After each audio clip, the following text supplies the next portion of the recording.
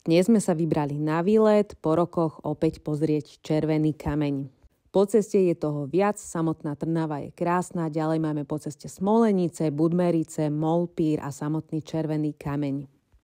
Zaplatili sme si rodinnú vstupenku s fotením a veľký okruh, bolo to približne 20 eur. Bolo tam však priveľa ľudí a tak sme museli čakať na ďalší vstup. Dali sme si v aute koláčik a mohli sme ísť na to. Hrad je naozaj prekrásny, určite ho odporúčam vidieť. Dozvedeli sme sa napríklad, že nočné stolíky vlastne slúžili na to, že sa do nich odkladal nočník aj s obsahom. No a potom to ráno jednoducho služobníctvo upratalo. Interiéry sú naozaj prekrásne. Avšak je tam dosť zima, takže ak tam pôjdete ešte teraz, dobre sa oblečte. Na môj vkus tam bolo naozaj priveľa ľudí, ale prežili sme to. Raz sme si obehli aj zvonka a pivnice stoja za pozretie.